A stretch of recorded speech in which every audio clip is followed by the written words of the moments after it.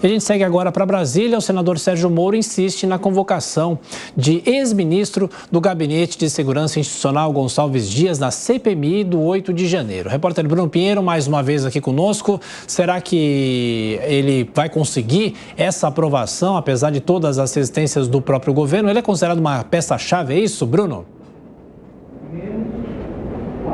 Ele chegou a chamar de indiscutível a necessidade de ouvir o G. Dias aqui na CPMI do 8 de janeiro. A você um ótimo dia, excelente quinta-feira, sempre uma alegria, uma honra e uma satisfação. Só para a gente entender, inclusive, o senador Sérgio Moro, ex-juiz da Lava Jato, utilizou as suas redes sociais novamente, voltando a falar que é indiscutível a necessidade de ouvir o ex-chefe do GSI, o G. Dias, que é chave realmente sobre essas informações, não só a respeito sobre as informações sobre esse ato do 8 de janeiro, mas em relação aos relatórios da agência de inteligência que supostamente foram adulterados. E essas informações é necessário serem esclarecidas aqui nesta CPMI do 8 de janeiro. O que alimenta essa esperança? O deputado Arthur Maia é quem está na condução da CPMI do 8 de janeiro. Chegou a falar que é uma vergonha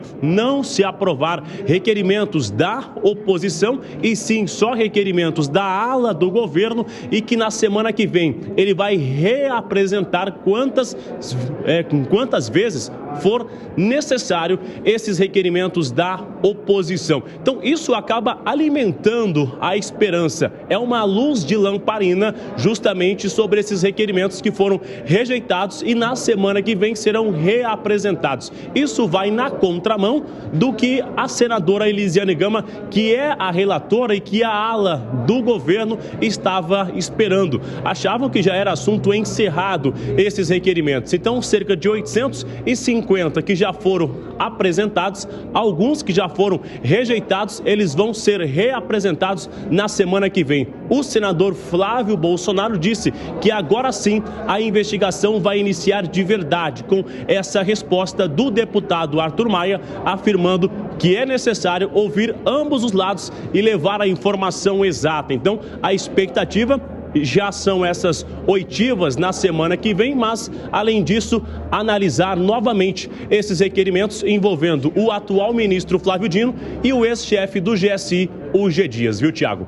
O que chama atenção é a luz de lamparina que você fala, né? Bruno Pinheiro, bom trabalho para você aí no Congresso Nacional.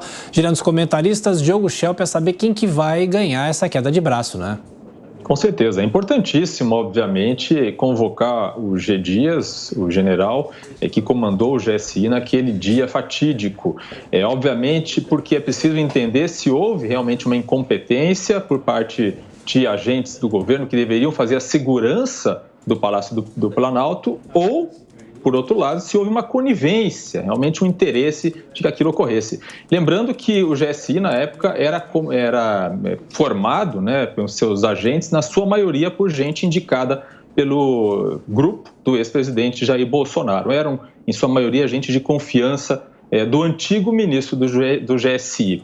E também precisa entender por que o GSI não participou, por exemplo, da discussão dos planos de contingência nos dias anteriores, justamente para preparação, para garantir a segurança em Brasília no dia 8 de janeiro. Mas é preciso lembrar o seguinte: os fatos que ocorreram em 8 de janeiro não foram gestados apenas naquele dia e surgiram espontaneamente naquele dia. Eles foram fruto de algo que vinha ocorrendo desde o dia das eleições, desde o segundo turno, principalmente com a instalação de acampamentos em frente aos quartéis. Foram esses acampamentos, o acampamento em Brasília especificamente, que gestaram aquele ambiente. Foram nesse acampamento, por exemplo, que se gestou aquele atentado, aquela tentativa de atentado terrorista que levou à prisão de duas pessoas, dois integrantes desse acampamento. E também é preciso entender por que o Exército deu proteção para aqueles acampamentos na frente do quartel, durante tanto tempo? Por que não permitiu, por exemplo, que a Polícia Militar do Distrito Federal fizesse a desmobilização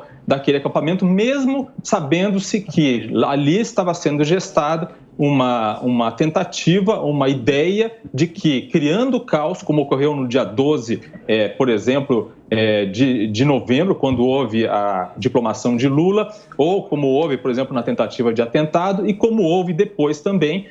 E então, como que se permitiu que aquele acampamento continuasse e a Polícia Militar não pudesse desmobilizá-la com a proteção do Exército? Quais foram os militares que ordenaram que isso não ocorresse? Dávila Gonçalves Dias é um nome importante. Caso participe da CPMI, ele pode dar um depoimento significativo? Fundamental, né, Paula? Aliás, era o responsável pela segurança institucional dos prédios. E aí, o que esse cara fez no dia da invasão? Virou garçom que servia água para o cara que entrou no palácio para depredar. É um absurdo isso. Nós precisamos entender exatamente qual foi o papel de G. Dias, que ocultou informação, mandou agora editar certos documentos para não aparecer. O sujeito que era responsável pela segurança institucional. É um negócio inacreditável que você quer investigar o que aconteceu no dia 8 de janeiro e não convocar um dos protagonistas nessa história e que teve um comportamento lastimável, como eu disse aqui, como garçom de invasor de prédio público. Ou seja, nós nunca vamos entender o que aconteceu no dia 8 de janeiro se nós não tivermos G. Dias depondo nessa CPMI. Pois é, Beraldo, que todos sejam convocados, não é? Sem dúvida. Agora, o grande desafio é a oposição se organizar, a oposição entender o tamanho do jogo que estão jogando, o desafio que eles têm pela frente. Porque o que aconteceu na votação dos primeiros requerimentos não pode se repetir. É essencial ter articulação política, é essencial estar preparado. Essa CPMI tem que ter do lado da oposição pessoas que tem uma atitude de profissionais. A política bem feita exige uma atitude profissional. Não se pode chegar lá com aqueles requerimentos que são essenciais para a investigação e tomarem um 7-0 como aconteceu. Então, além da apresentação ou reapresentação dos requerimentos dessas figuras-chave por parte do governo, é preciso que haja a articulação necessária para que esses requerimentos sejam aprovados, pelo bem da população brasileira que está na expectativa de saber exatamente o que aconteceu ali e a responsabilidade de cada um.